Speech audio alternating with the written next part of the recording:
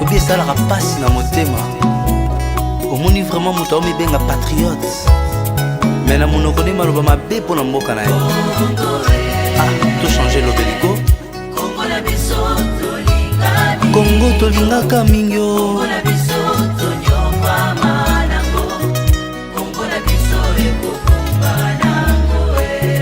Mboko efe bonga ya mboka na biso. To changer nde l'obéli.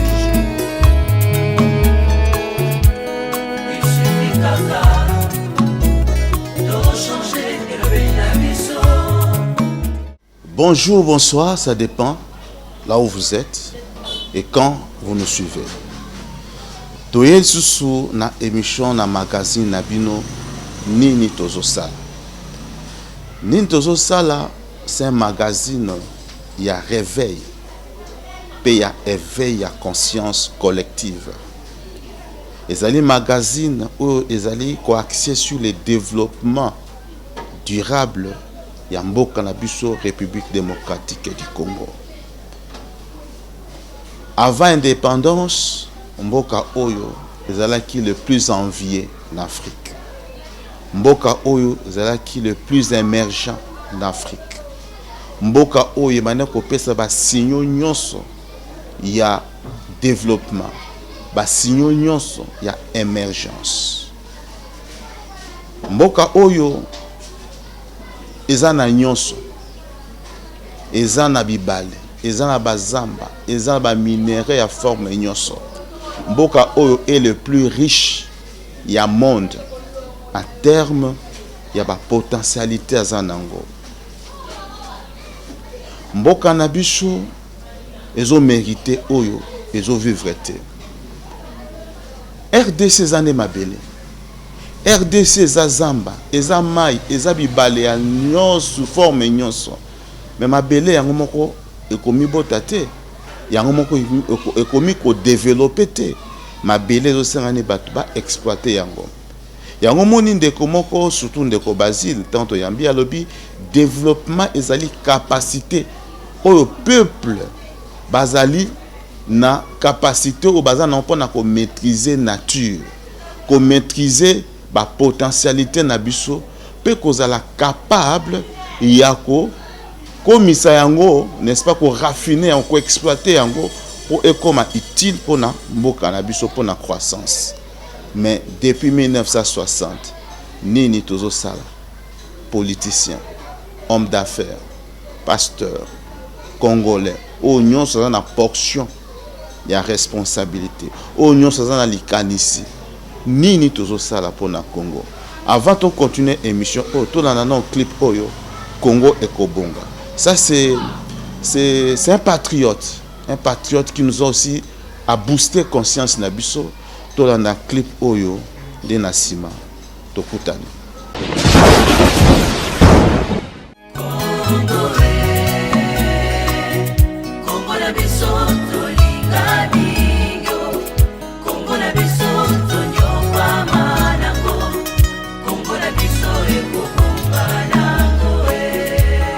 Obi esalaka pasi na motema. Omoni vraiment moto aomibenga patriote. Mais na monoko nde maloba mabe mpo na mboka na ye. To changer l'obélico. Congo tolingaka mingi o.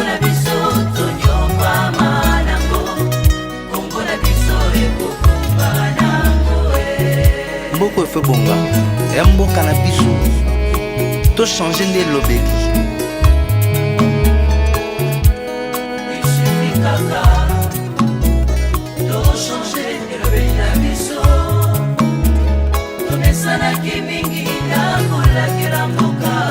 Vraiment beaucoup bon matin.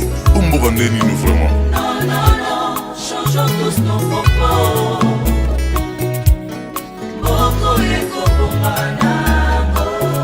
Un vrai Congolais, patriote solo à Kolba Mabe Mboka na ete. Souhaitons le bonheur de notre pays.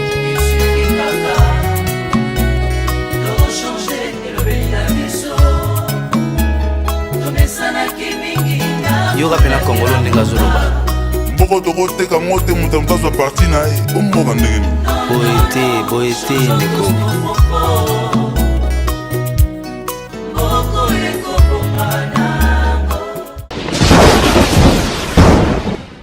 ekomi na ngonga oyo esengeli totelema towuti wapi tozokende wapi. Na 1960 Congolais nyonso n'époque ya ba koko na biso ba papa na biso bazaka na espoir que na sima indépendance Congo ekokoma paradis, Congo ekokoma le pays le plus développé, Congo ekokoma bisika au Congolais rolia ata 50 fois na journée, bisika au Congolais sur à cause de salaire ata ya 2-3 000 dollars de ba papa na biso bazaka na espoir wana que na sima indépendance makambo ko changer, na sima indépendance masole ko vanda. Mais yamboto comme un élément na ya indépendance tolanda susu mwana mboka moko Denis Mukwege, docteur Denis Mukwege azwaki opportunité tant azwaki prix na ye ya prix Nobel, atindaki message na monde entier pe azaba jara batoyo bazozwa conscience na etali mboka na biso. Tolanda nanu docteur Denis Mukwege leto kutana na sima. Je m'appelle Denis Mukwege. Je viens d'un pays le plus riche de la planète. Pourtant, le peuple de mon pays est parmi les plus pauvres du monde.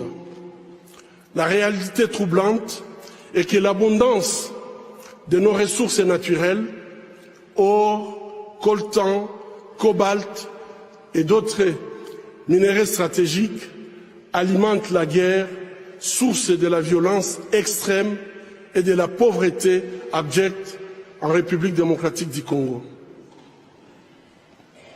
Nous aimons tous les belles voitures, les bijoux, les gadgets. J'ai moi-même un smartphone. Ces objets contiennent des minéraux qu'on trouve chez nous, souvent extraits dans des conditions inhumaines, par des enfants jeunes qui sont victimes d'intimidation et de violences sexuelles. En conduisant votre voiture électrique, en utilisant votre smartphone, en admirant vos bijoux, réfléchissez un instant au coût humain de la fabrication de ces objets. En tant que consommateur, le moins que l'on puisse faire,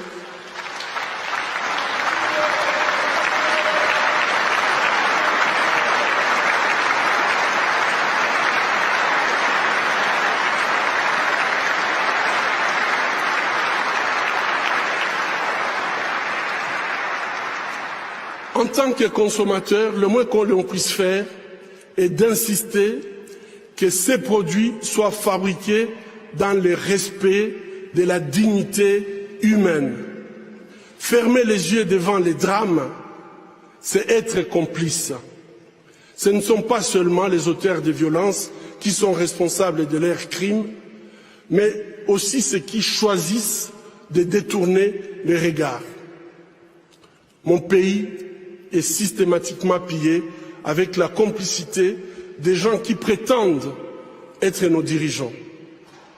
Pillés pour leur pouvoir, pillés pour leurs richesses et leur gloire, pillés aux dépens des millions d'hommes, de femmes et d'enfants innocents, abandonnés dans une misère externe, tandis que les bénéfices de nos minéraux finissent sur les comptes opaques d'une oligarchie prédatrice. Cela fait 20 ans, jour pour jour, qu'à l'hôpital de Panzi, je vois les conséquences de cette mauvaise gouvernance de mon pays. Bébés, filles, jeunes femmes, mères, grand-mères, et aussi les hommes et les garçons violés de façon cruelle, souvent en public, en collectif, en insérant du plastique brûlant ou en introduisant des objets contondants dans leur partie génitale. Je vous épargne des détails. Le peuple congolais est humilié, maltraité, massacré depuis plus de 2 décennies au vu et au su de la communauté internationale.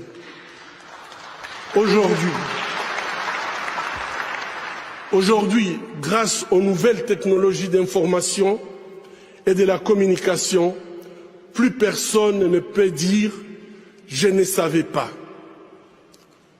Avec ces prix Nobel de la paix, j'appelle le monde à être témoin et je vous exhorte à vous joindre à nous pour mettre fin à cette souffrance qui fait honte à notre humanité commune. Les habitants de mon pays ont désespérément besoin de la paix.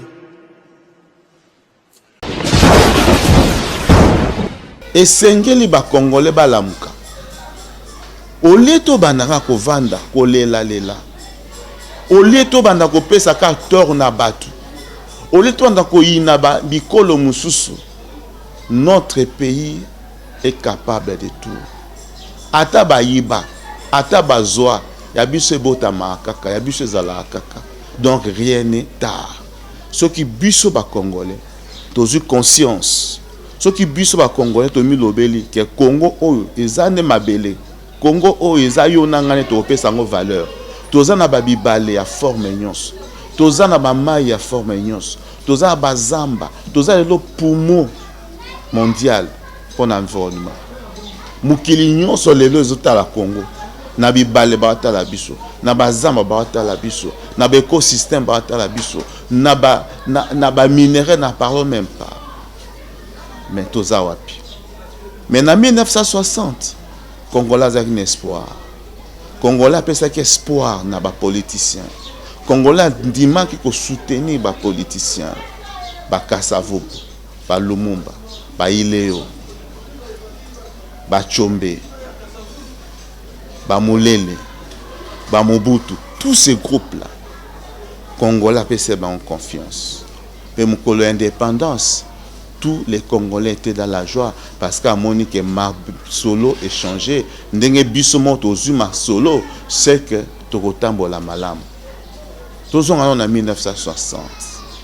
Totala ndenge sengo ezalaki na sima ya cérémonie ya forme nyonso, na sima ya cérémonie officielle mboka mobimba pe ba Congolais nyonso bazali na sengo na rythme ya indépendance tcha-tcha. Chacha tozumie okikwanza chacha tubakidi otableron chacha baganye.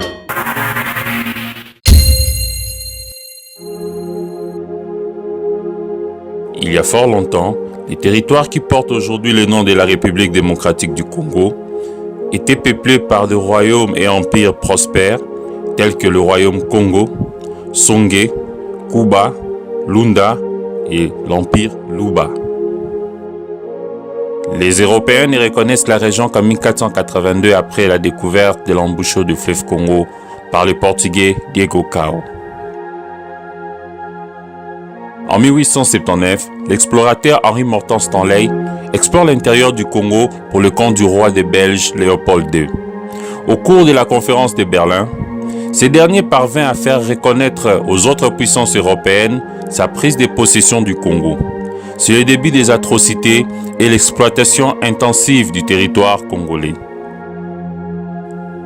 Le secteur contrôlé prend le nom d'État indépendant du Congo, bien qu'il soit en réalité la propriété privée du roi Léopold II. En 1908, le Parlement belge reprend par les legs du roi Léopold II la tutelle sur le territoire et il est nouvellement dénommé Congo belge. C'est là le début de la colonisation. En 1960, le Congo arrache son indépendance à la Belgique.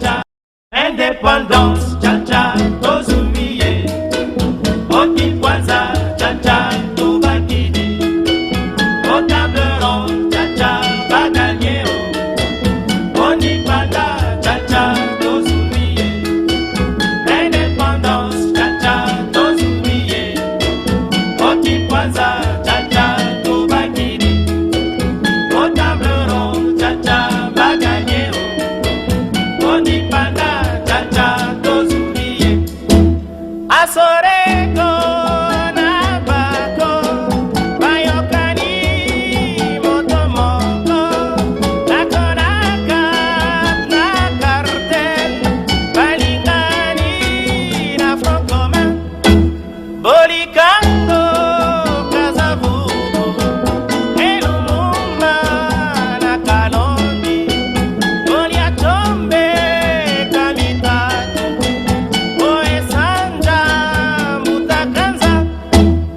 Indépendance, Tchatcha, Tozumiye, Oti Kwanza, Tchatcha, Tubakidi, Otavero, Tchatcha, Baganyero, Oni Panda, Tchatcha, Tozumiye.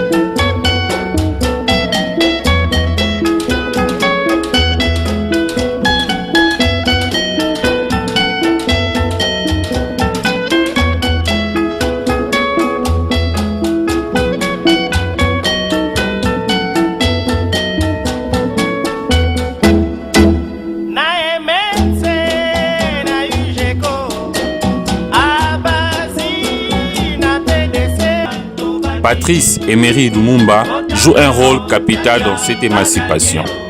Joseph Kasavubu est président de la République du Congo, tandis que Patrice Emery Lumumba occupe le poste de Premier ministre et ministre de la Défense. Chargé d'espoir, l'indépendance bascule le pays dans le chaos. Juste après indépendance, et d'ailleurs nous sommes en train de préparer un documentaire complet de 1960 Tilelo. Totali que instabilité politique, instabilité sécuritaire, instabilité institutionnelle des alliés freins et développement et en Bokanabicho. Depuis 1960, au bazana portion ya pouvoir, au baza na opportunité au diriger, ça la qui nini pour n'amboka la bicho. Bobi que depuis 1960 moko etongamité parce que Congo au Belge batika c'était un Congo au kotambola partout au moins un peu bandaku. So que lelo na Kananga par exemple, au Kuta ba province union sur les Belges ont construit. Mais qu'est-ce que nous on a fait? Qu'est-ce que Kasavubu a fait? Qu'est-ce que Mobutu a fait? Qu'est-ce que Laurent Désiré Kabila a fait? Qu'est-ce que Joseph Kabila a fait? Et qu'est-ce que Tshisekedi Félix Azako Sala? Dans le gouvernement, dans les collaborateurs, vous avez le destin du pays entre vos mains. Qu'est-ce que vous, les politiciens, vous savez? Tozo sala nini pour na Congo. Yo oza na pouvoir, yo oza na portion, oza ministre, oza député, oza entrepreneur, ozali opérateur économique. Nini ozo sala pour na mboka na secteur na même na secteur à pharmacie, na secteur ya médecine.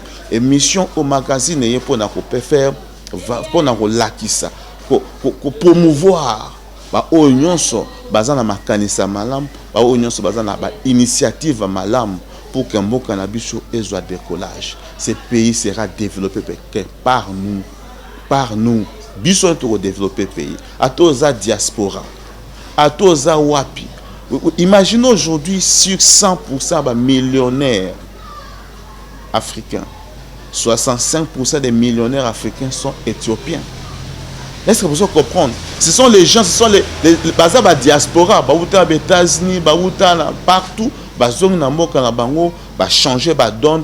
Aujourd'hui, Éthiopie ça devient un pays, une référence en Afrique. Mais biso. Mais pourtant, on a sunga ba Éthiopie, to sunga ba pays belé, mais les lots ozawa. Pourquoi nous les Congolais, nous avons conscience il y a une sorte de zanango. Bon nani yo député, aux alliés députés, bah voter yo. Mais les locaux ennemis à base na yo.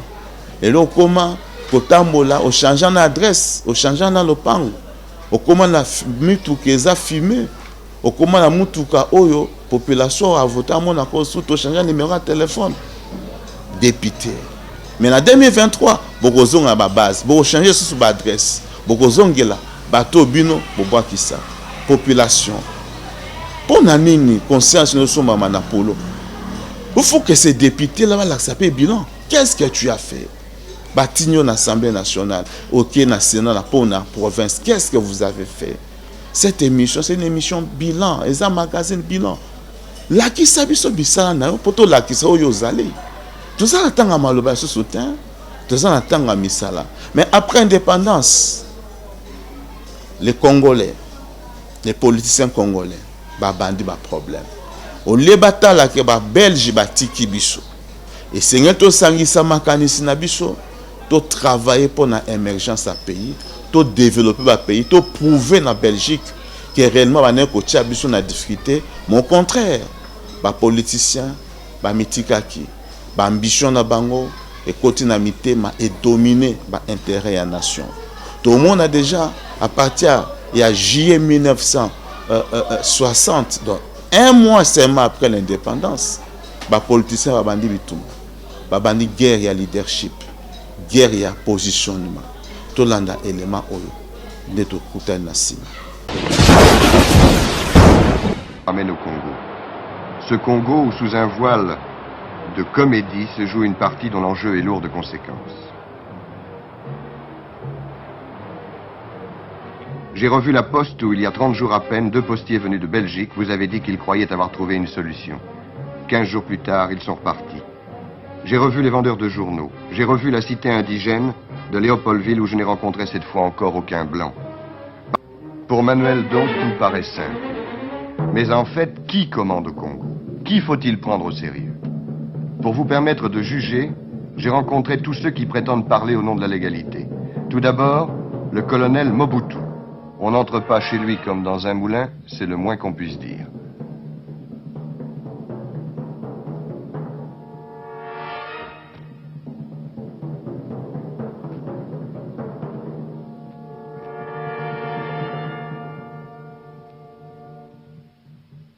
Mon colonel, qu'est-ce qui vous a amené à prendre la décision que vous avez prise?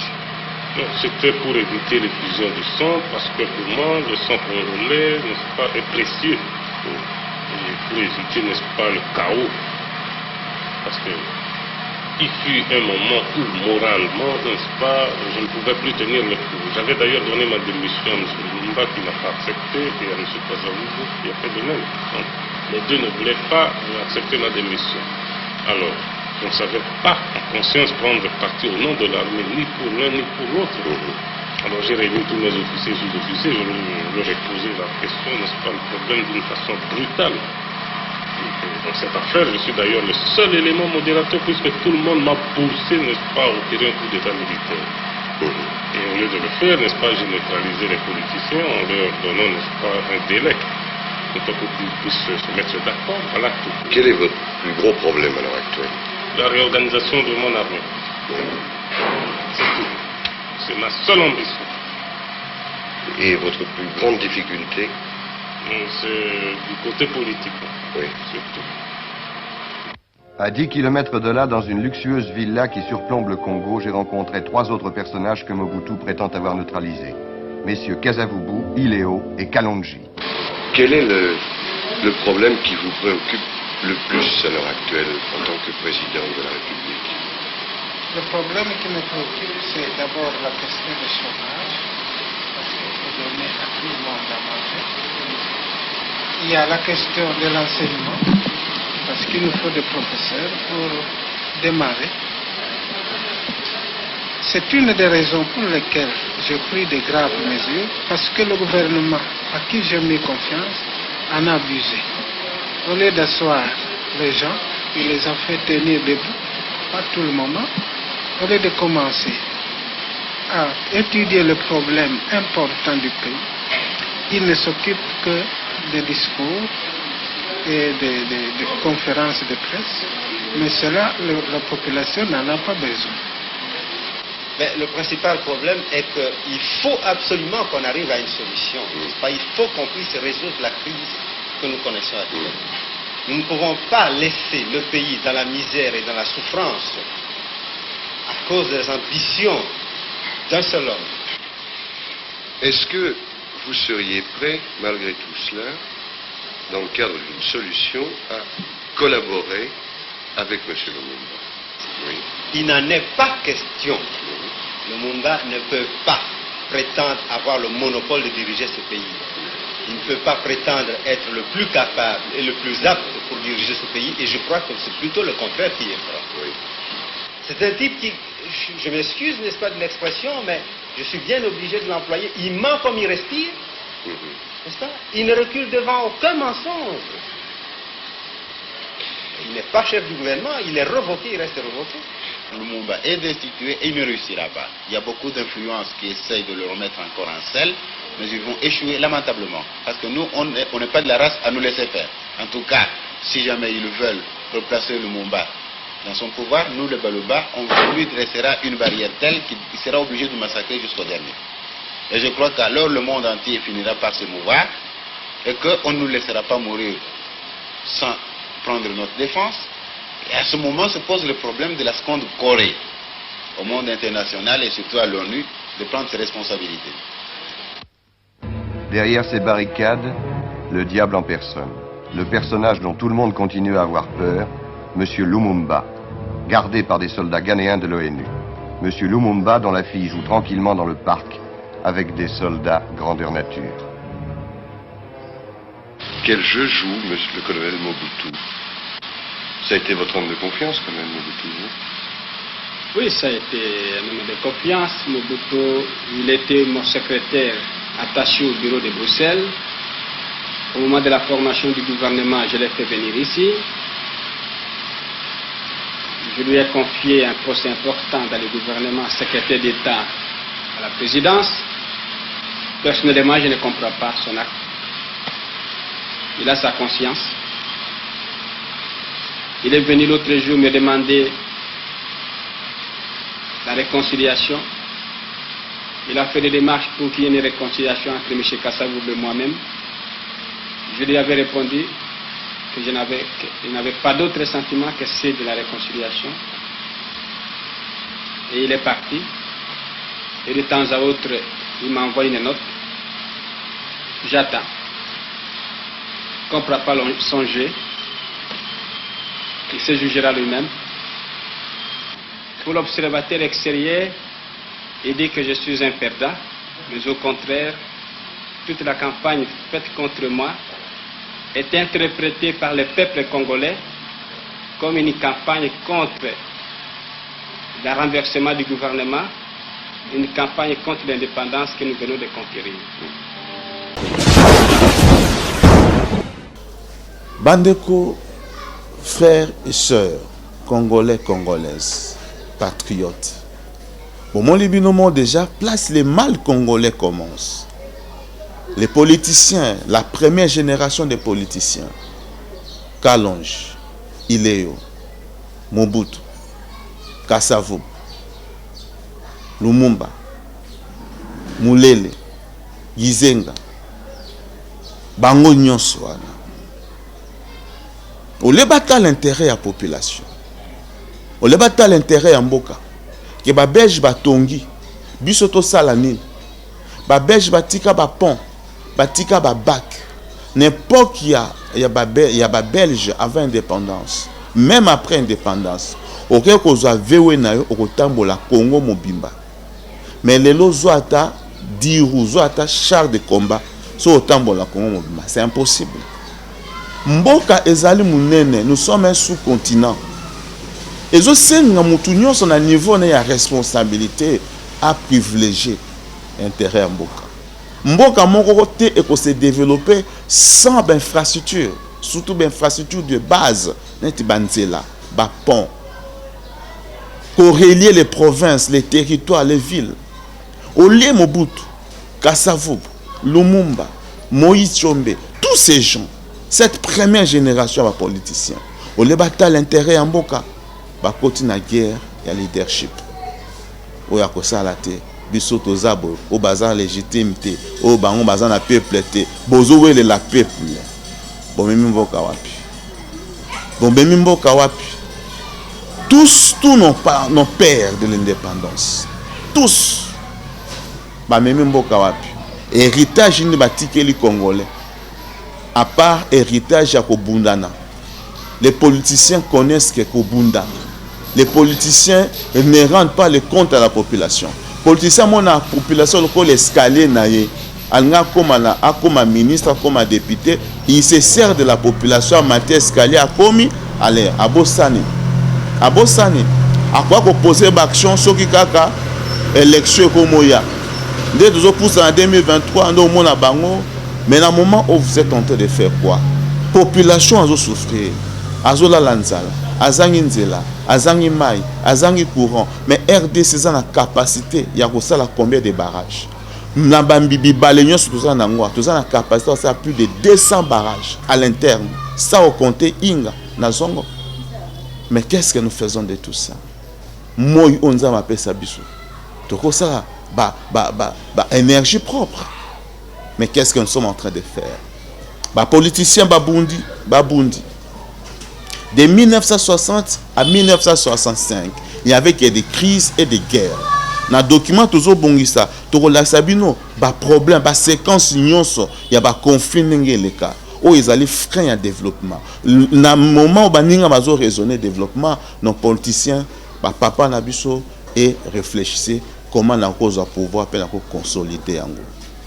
Puis le 13 octobre 1965. Président Joseph Kasavubu a eu décision. Il y a Kolongo Labongo, le premier ministre Moïse Tshombe. Et Pesaki Mbutu. Parce que Tshombe s'estimait le plus populaire pour mener une élection. Alors, et Pesaki Mobulu. Joseph Kasavubu Alongo Tshombe a remplacé na Evariste Kimba. Pe désordre na Mbutu. Et puis Sibongo, boulevard.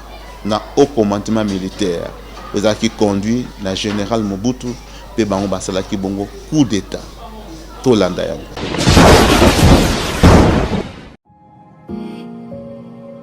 Quelques mois seulement après l'indépendance du pays, en 1960, Joseph Mobutu a été propulsé commandant en chef de l'armée congolaise. 5 années et quelques crises plus tard, le colonel s'empare du pouvoir le 24 novembre 1965 et le conservera pendant plus de 30 ans. Il manquait des disciplines chez nos hommes politiques. Pendant 5 ans, nous allons l'instaurer dans tout le domaine politique, économique et financier. Voilà ce que soutenait Joseph Désiré Mobutu devant la presse belge pour justifier son nouveau coup d'État du 24 novembre 1965. 6 jours plus tôt, il accédait aux plus hautes fonctions de la hiérarchie militaire avant de destituer ainsi le chef de l'État, Joseph Kasavubu, et son premier ministre Évariste Kimba. Déjà, en 1960, à peine 76 jours après l'indépendance du Congo, le 14 septembre de la même année, Mobutu s'imposait comme l'homme fort du pays. Chers compatriotes, ici le colonel Mobutu Joseph, chef d'État de l'armée nationale congolaise, qui vous parle depuis Léopoldville. L'armée nationale congolaise a décidé de neutraliser le chef de l'État, Joseph Kasavubu, jusqu'à la date du 31 décembre 1960. Il ne s'agit pas d'un coup d'État militaire, mais plutôt d'une simple révolution pacifique. L'armée va aider le pays à résoudre ses différents problèmes, qui deviennent de plus en plus aigus. Une façon pour lui de justifier la neutralisation de l'exécutif en ce temps. Mais Mobutu ne prend pas officiellement le pouvoir à ce moment-là. Il place en résidence surveillée le premier ministre Patrice Emery Lumumba, pourtant son mentor politique. Celui-ci avait nommé Mobutu secrétaire d'État à la présidence au sein du premier gouvernement congolais. Ce dernier, après avoir tenté d'une évasion, sera arrêté puis transféré le 17 janvier 1961 dans le Katanga où il sera assassiné. Après la mort de Lumumba, Mobutu réhabilite Kasavubu à la tête du pays, mais garde lui le commandement de l'armée qui fait face à une rébellion menée par les fidèles du premier ministre assassiné jusqu'à la prise de pouvoir officielle de Mobutu le 24 novembre 1965. Ce sera donc le début d'un régime autocratique dirigé d'une main de fer, éliminant au passage tout potentiel opposant au nouveau pouvoir, à l'instar d'Évariste Kimba, premier ministre déchu, et 3 autres politiciens accusés de comploter contre les nouvelles institutions. Avant d'être pendu début juin 1966, le temps est donc donné. L'année suivante, le citoyen président crée le mouvement populaire de la révolution MPR, le parti État. Il en devient le père fondateur. Tous les Congolais sont de fait membres de la formation politique. Un monopartisme qui durera jusqu'en 1990. Cette année-là, les larmes aux yeux, le chef de l'État et président du MPR annonce qu'il quitte la tête du parti, autorisant en même temps le multipartisme. En fin de compte, celui qui avait rebaptisé son pays, le Zaïre, sera finalement chassé du pouvoir par les armes en 1997, après 32 ans de règne sans partage, 3 décennies durant lesquelles Mobutu a su tout de même faire émerger chez ses compatriotes un profond sentiment d'appartenance à une nation, la fierté d'être tous, malgré leurs différences, Zaïrois, aujourd'hui Congolais.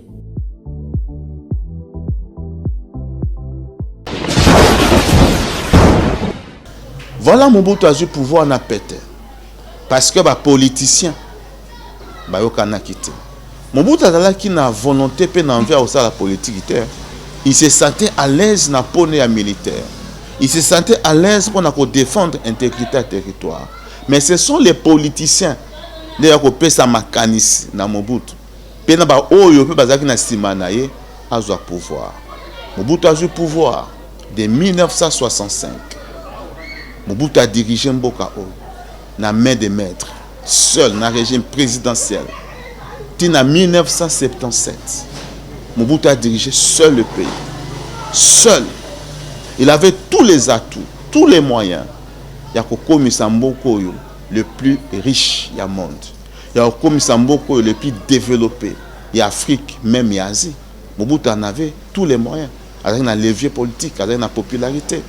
Azalaki na soutien, il y a une grande puissance mondiale. Mobutu Azalaki écoutait, Mobutu Bando Bangaye en Afrique. Mobutu mettait et démettait des présidents. Mobutu, on est qu'au Fouka Misaba président va payer belé. Mobutu, il avait l'autorité. Mais qu'est-ce que Mobutu avait fait de ça? On l'a redéveloppé le pays. Mais Mobutu a transformé Kimboka Nabicho, tous les Congolais, les Zaïrois à l'époque. Moi, papa, la tia bakos boumounene, ma comment naé danseur, ma comment naé chanteur, culte ya personnalité côté. Zaïrois, olia sala musala, a komika ko profite, a komika ko na qu'on l'aime pas na esprit le lombo, ko senga. Congolais Zaïrois, esprit Zaïrois, c'était le lombo, pesangaye, kabelanga le lombo, ko senga comme non qu'on a bu so ba mongo ba lombo. Fallait flatter pour vivre. Fallait glorifier les hommes. Tilelo. To tika na culte ya personnalité. O lo sala musala. O tala niveau na ko sala nini. Comme les anglophones le font. So qui en Angleterre, qui en Grande-Bretagne, qui en Afrique du Sud, qui en Ghana, au Nigeria. Au Koutake, il y a des sociétés de famille qui émergent. Au lieu topé sa Congolais, Zaïwa, Moussala, Kolia. Mais non, tu as affamé population. Topé c'est nzala. Topé c'est chômage. Topé c'est déception. Tu comme ici, population, comme le cola. Mboa. Topé c'est ba miette. Yo asi mboa soza na nzala. Ata mukua eza à niveau na été. Akozwa ka mukua na poufalia. Des bisots comme un bambois et un politicien. Ou baliaka, batike sur ba miette, ba mikoua. Zaïrois a perdu qui personnalité, dignité. Zaïrois comment qui est loco. Mboka na emoko, richesse na emoko, mais Zaïrois pour aller, faut flatter, faut bina. Ou là que ça bilanga, Alex Atane a sa répétition et ba animation. Total à bongo. Comment les Zaïrois étaient devenus des danseurs, des jouisseurs, des flatteurs. Suivons cet élément et on se retrouve après. Dans ces shows que vous appelez l'animation.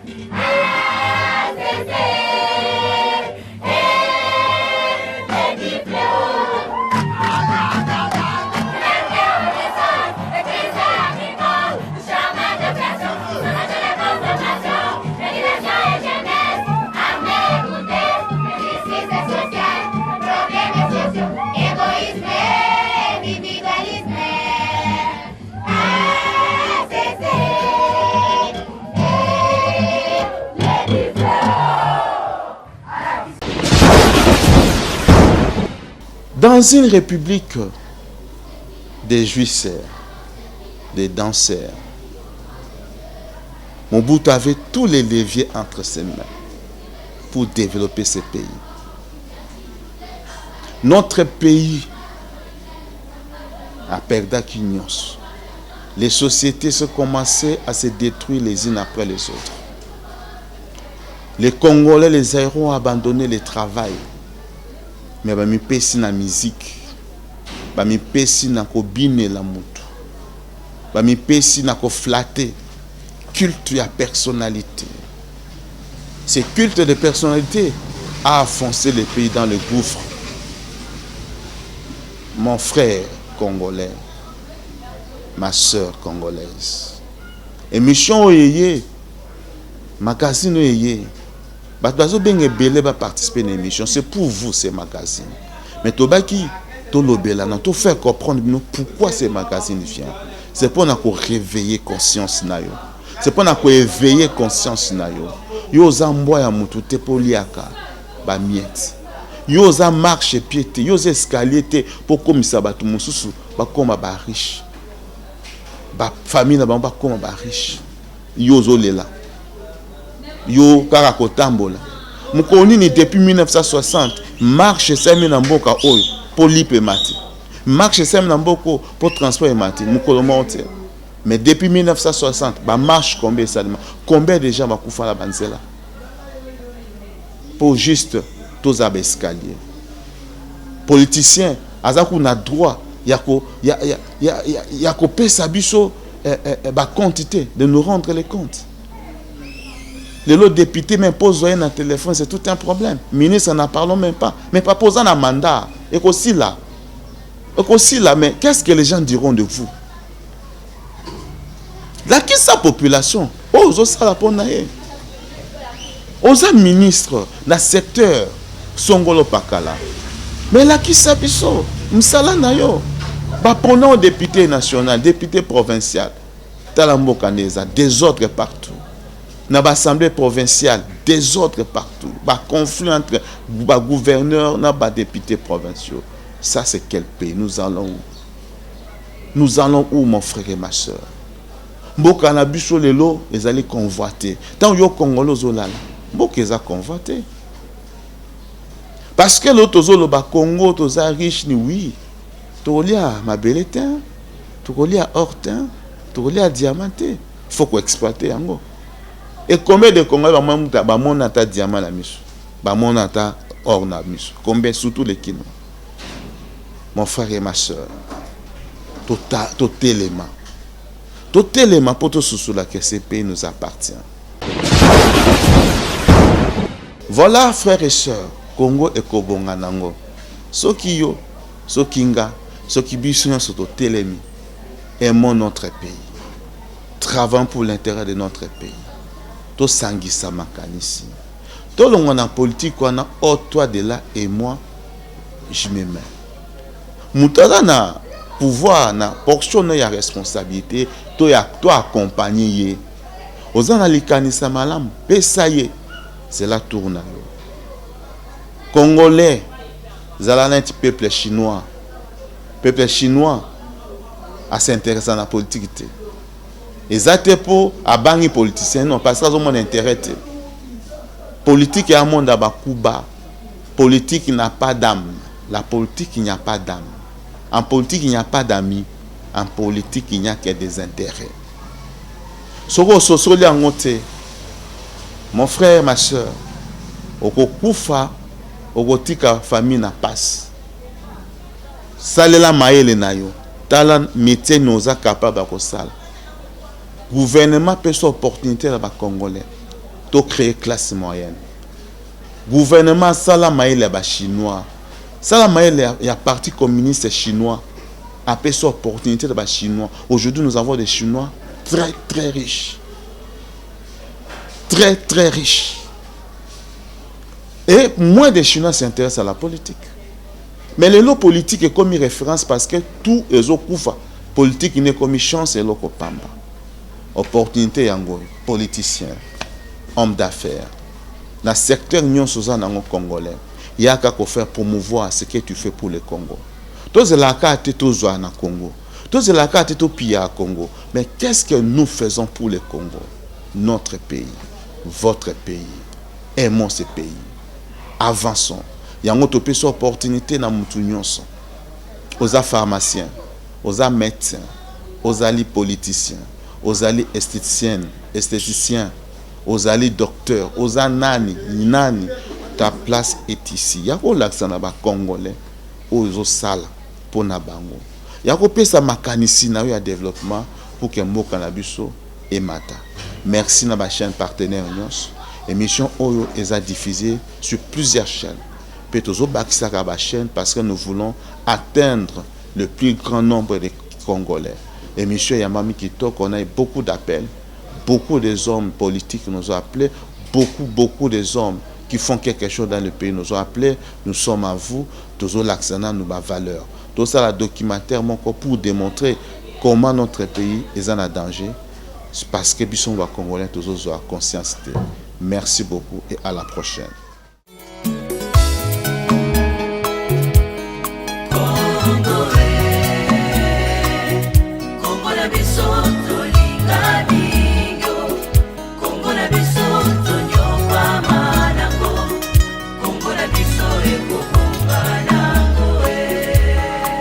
esalaka pasi na motema omoni vraiment moto aomibenga patriote me na monoko nde maloba mabe mpo na mboka na ye tochange lobeliko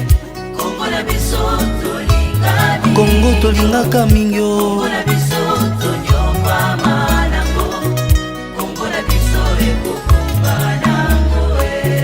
mboko efe bonga ya mboka na biso tochange nde lobeli